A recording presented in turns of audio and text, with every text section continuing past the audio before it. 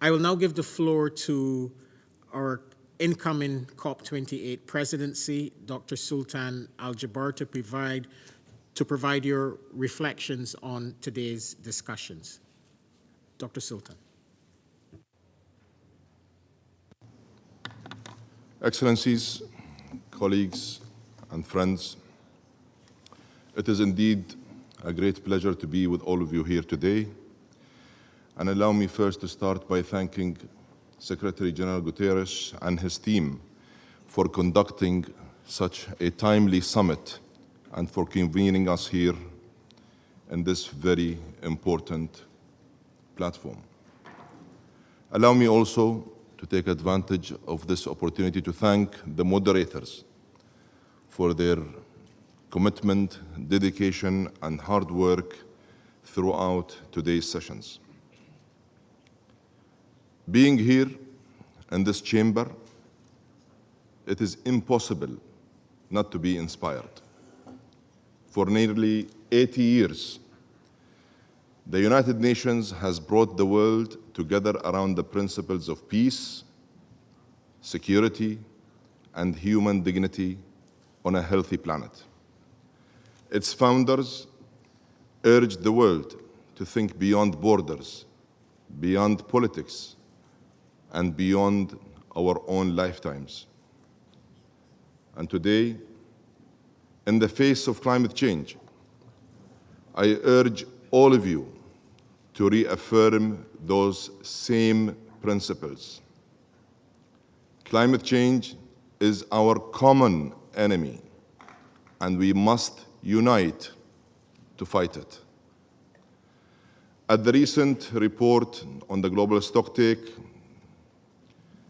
it actually confirmed that the world is falling short, and we are running short on time. But it's not too late to correct course. We know the size of the problem at hand. 22 gigatons. That is the amount of greenhouse gas emissions we need to cut in the next 7 years to keep 1.5 within reach. It's easy to feel overwhelmed by the scale of this challenge. It's easy to feel hopeless in the face of the hottest year in history and the devastation of Derna. Yet, we must remember that we are not powerless. When we act with solidarity, we can overcome even the most daunting challenges. That is what gives me hope. I believe in the face of the climate crisis, we can and we will reinforce and rediscover humanity's greatest strength, our capacity to collaborate, to overcome differences, and to harness the power of collective action. This is precisely what we aim to achieve through the COP28 Comprehensive Action Agenda. We are going after gigatons, and we need everyone to come on board. The first pillar of this agenda is aimed at eliminating those 22 gigatons as part of a fair, just, responsible, and well-managed energy transition. The phase down of fossil fuels is inevitable. In fact, it is essential. And it must go hand in hand with a rapid phase up of zero carbon alternatives. Our plan calls for a massive expansion of renewable energy, tripling capacity by 2030. And this call to action is gathering real and serious momentum. First, the European Commission presidency signed up, then Kenya, then the African Union Commission, and most recently, the G20. This is a very good start that we must capitalize on and build on. We need to slash permitting timelines and supercharge investments in battery storage, and we must not overlook the power of efficiency. It is, in fact, the simplest, cheapest, and fastest way to bring down emissions. At the same time, we need to brutally be honest about what it will take to transition heavy emitting sectors. There are more than 5,500 steel, cement, and aluminum plants in the world. None of them can run on renewables alone.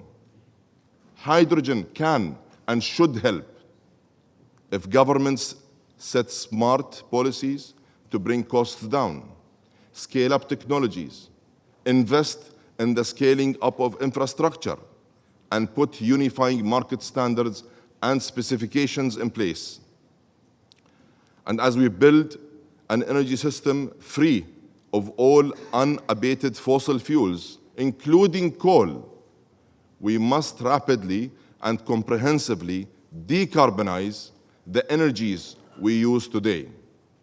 That is why I have called on all oil and gas businesses and industry to step up and up their game, eliminate methane emissions by 2030, and demonstrate clear, measurable net zero pathways and roadmap by or before 2050. Excellencies, colleagues, and friends, allow me to be candid. Some say that we can have it all. In fact, some are actually in this room today.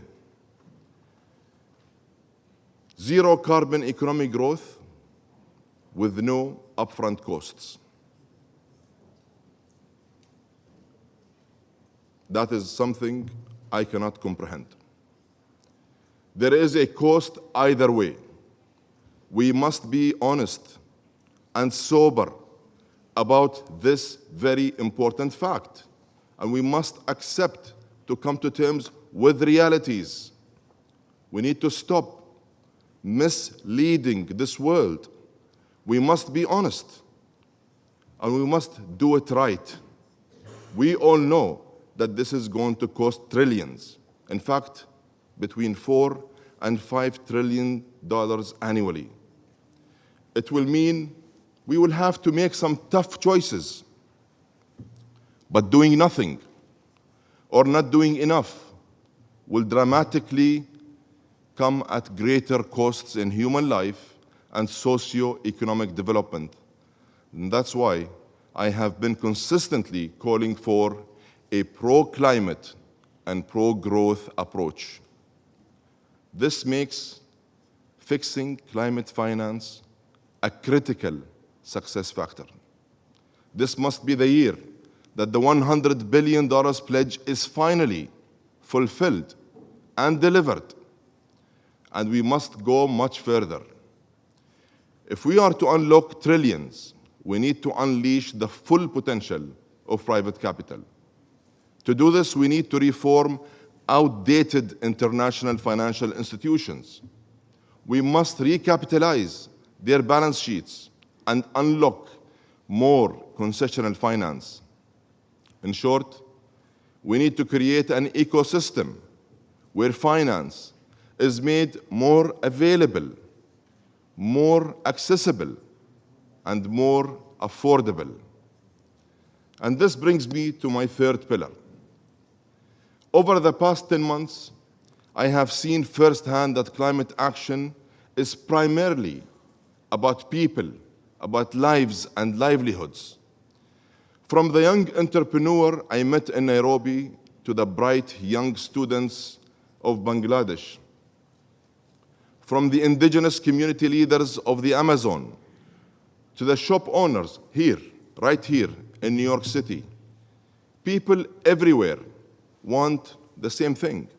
They want clean water, clean air, economic opportunity, prosperity, safety in the storm. In other words, it's not enough to focus on future climate risks. We need to deal with the climate impacts that are with us here, today, and right now. Nature can help, When we protect our ecosystems, they will protect us back. This is why we are calling for countries to embed nature-positive investments in national climate strategies. At the same time, we must find a way to feed a growing population without overheating the planet. I call on all countries to sign up to the COP28 Declaration on Food, Agriculture, and Climate to help transform food systems for the health of the planet and its people. In addition, COP28 will be the first to put global health on the climate agenda by hosting the first Climate Health Ministerial in partnership with the World Health Organization. Roughly 1 million lives a year could be saved worldwide by 2050 through air pollution reduction efforts alone. All of this requires funding, which we should view as investments, not as cost.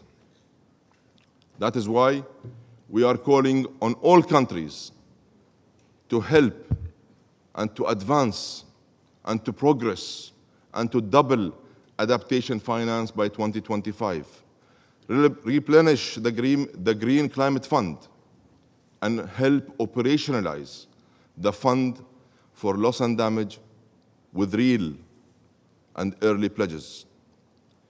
Excellencies, the final pillar of my action agenda is full inclusivity. In fact, everything I talked about is underpinned with full inclusivity. Climate change does not recognize political divisions or national borders. It reflects everyone, everywhere. The size of the challenge requires everyone to show up. That is why, in partnership with Mike Bloomberg, I'm inviting 1,000 mayors to share what's working at the local level at a very special summit at COP28. We need the energy and voices for our youth. We need the talent and capital of businesses and philanthropies. We need the wisdom of indigenous peoples. All faiths, all communities, all industries, all businesses, all peoples working together for one planet and one ambition.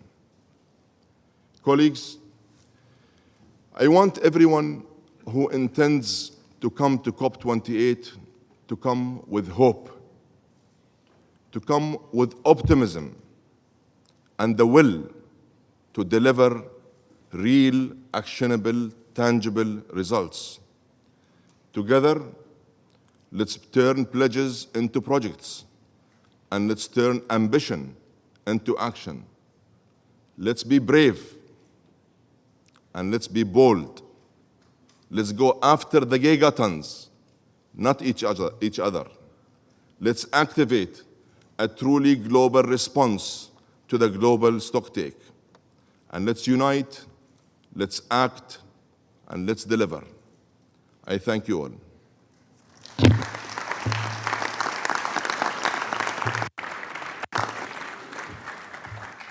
Dr. Sultan Al-Jaber, incoming COP28 President, thank you so much for your really important words.